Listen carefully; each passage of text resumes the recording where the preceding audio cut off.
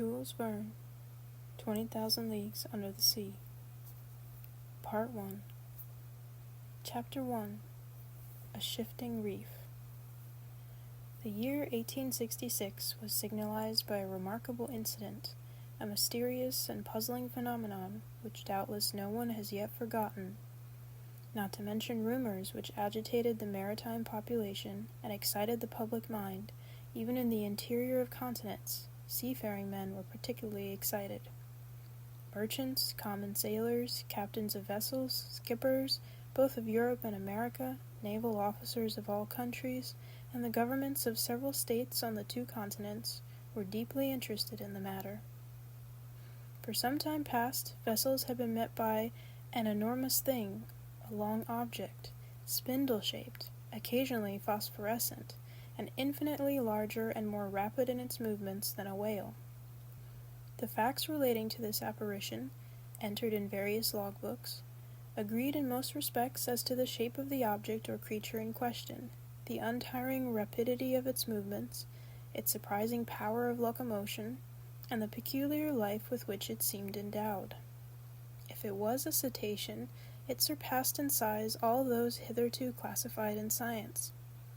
Taking into consideration the mean of observations made at divers times, rejecting the timid estimate of those who assigned to this object a length of 200 feet, equally with the exaggerated opinions which set it down as a mile in width and 3 in length, we might fairly conclude that this mysterious being surpassed greatly all dimensions admitted by the ichthyologists of the day, if it existed at all. And that it did exist was an undeniable fact. And, with that tendency which disposes the human mind in favor of the marvelous, we can understand the excitement produced in the entire world by this supernatural apparition. As to classing it in the list of fables, the idea was out of the question. On the 20th of July, 1866, the steamer Governor Higginson of the Calcutta and Bernack Steam Navigation Company had met this moving mass 5 miles off the east coast of Australia. Captain Baker thought at first that he was in the presence of an unknown sandbank. He even prepared to determine its exact position, when 2 columns of water, projected by the inexplicable object, shot with a hissing noise 150 feet up into the air. Now, unless the sandbank had been submitted to the intermittent eruption of a geyser, the Governor Higginson had to do neither more nor less than with an aquatic mammal, unknown till then, which threw up from its blowholes columns of water mixed with air and vapor. Similar facts were observed on the 23rd of July in the same year, in the Pacific Ocean, by the Columbus, of the West India and Pacific Steam Navigation Company. But this extraordinary cetaceous creature could transport itself from one place to another with surprising velocity, as, in an interval of 3 days, the Governor Higginson and the Columbus had observed it at 2 different points of the chart, separated by a distance of more than 700 nautical leagues. 15 days later, 2,000 miles farther off, the Helvetia of the Compagnie Nationale and the Shannon of the Royal Mail Steamship Company, sailing to windward in that portion of the Atlantic lying between the United States and Europe, respectively signaled the monster to each other in 42 degrees 15 north latitude and 60 degrees 35 west long. In these simultaneous observations, they thought themselves justified in estimating the minimum length of the mammal at more than 350 feet, as the Shannon and Helvetia were of smaller dimensions than it, though they measured 300 feet overall. Now the largest whales, those which frequent those parts of the sea round the Aleutian, Kulamak, and Umgullick Islands, have never exceeded the length of 60 yards, if they attain that.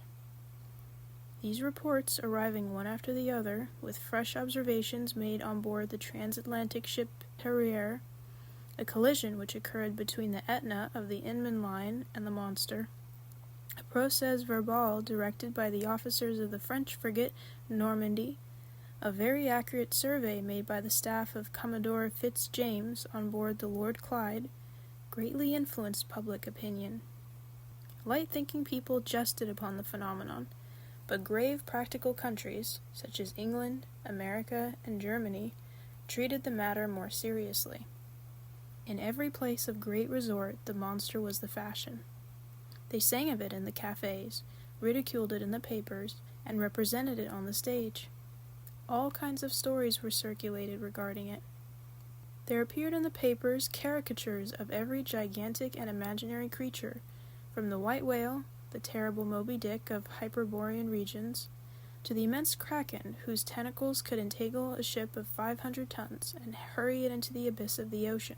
The legends of ancient times were even resuscitated, and the opinions of Aristotle and Pliny revived, who admitted the existence of these monsters, as well as the Norwegian tales of Bishop Pontoppidan, the accounts of Paul Hegede, and last of all, the reports of Mr. Harrington, whose good faith no one could suspect, who affirmed that, being on board the Castellan in 1857, he had seen this enormous serpent, which had never until that time frequented any other seas but those of the ancient Constitutional.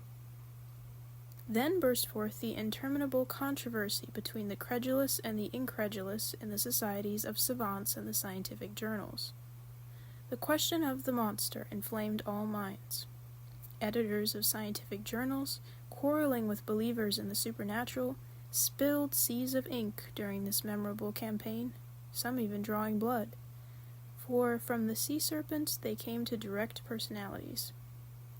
For 6 months war was waged with various fortune in the leading articles of the Geographical Institution of Brazil, the Royal Academy of Science of Berlin, the British Association, the Smithsonian Institution of Washington, in the discussions of the Indian archipelago of the Cosmos of the Abbé Moigno, in the Mittelungen of Petermann, in the scientific chronicles of the great journals of France and other countries. The cheaper journals replied keenly and with inexhaustible zest. These satirical writers parodied a remark of Linnaeus, quoted by the adversaries of the monster, maintaining that nature did not make fools, and adjured their contemporaries not to give the lie to nature, by admitting the existence of krakens, sea serpents, Moby Dicks, and other lucubrations of delirious sailors. At length an article in a well-known satirical journey by a favorite contributor, the chief of the staff, settled the monster, like Hippolytus, giving it the death blow amidst a universal burst of laughter. Wit had conquered science.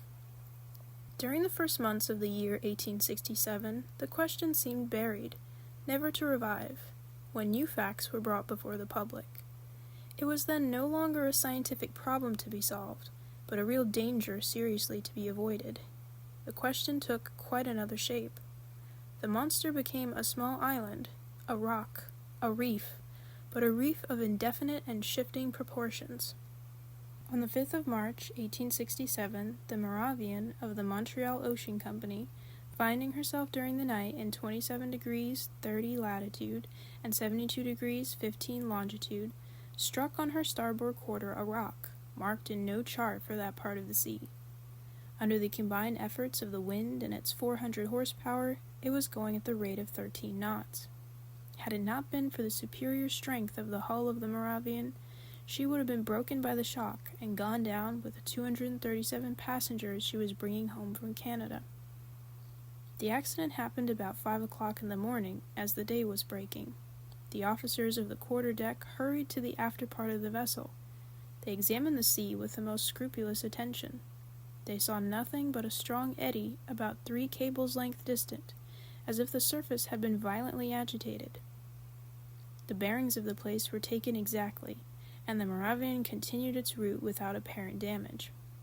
Had it struck on a submerged rock, or on an enormous wreck? They could not tell, but on examination of the ship's bottom when undergoing repairs, it was found that part of her keel was broken. This fact, so grave in itself, might perhaps have been forgotten, like many others, if 3 weeks after it had not been reenacted under similar circumstances. But, thanks to the nationality of the victim of the shock, thanks to the reputation of the company to which the vessel belonged, the circumstance became extensively circulated. The 13th of April, 1867, the sea being beautiful, the breeze favorable, the Scotia, of the Cunard Company's line, found herself in 15 degrees 12 longitude and 45 degrees 37 latitude. She was going at the speed of 13 knots and a half. At 17 minutes past 4 in the afternoon, whilst the passengers were assembled at lunch in the great saloon, a slight shock was felt on the hull of the Scotia, on her quarter, a little aft of the port paddle. The Scotia had not struck, but she had been struck, and seemingly by something rather sharp and penetrating than blunt. The shock had been so slight that no one had been alarmed, had it not been for the shouts of the carpenter's watch, who rushed onto the bridge, exclaiming, "We are sinking! We are sinking!" At first the passengers were much frightened, but Captain Anderson hastened to reassure them. The danger could not be imminent. The Scotia, divided into 7 compartments by strong partitions, could brave with impunity any leak. Captain Anderson went down immediately into the hold. He found that the sea was pouring into the 5th compartment, and the rapidity of the influx proved that the force of the water was considerable.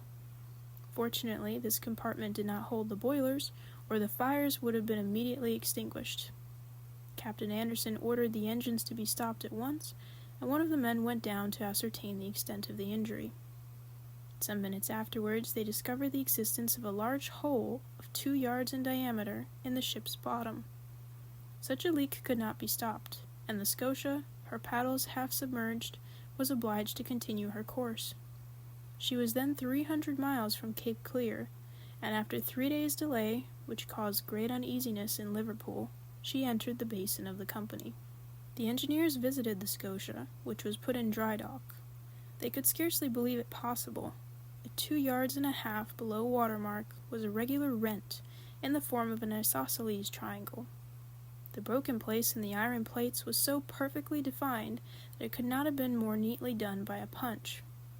It was clear, then, that the instrument producing the perforation was not of a common stamp, and after having been driven with prodigious strength, and piercing an iron plate 1 3/8 inches thick, had withdrawn itself by a retrograde motion truly inexplicable.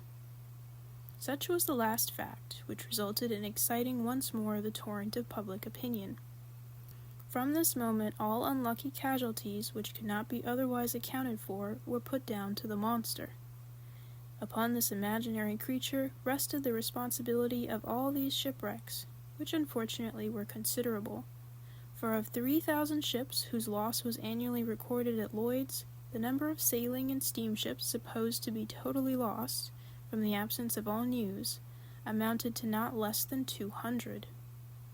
Now, it was the monster who, justly or unjustly, was accused of their disappearance, and thanks to it, communication between the different continents became more and more dangerous. The public demanded peremptorily that the seas should at any price be relieved from this formidable cetacean.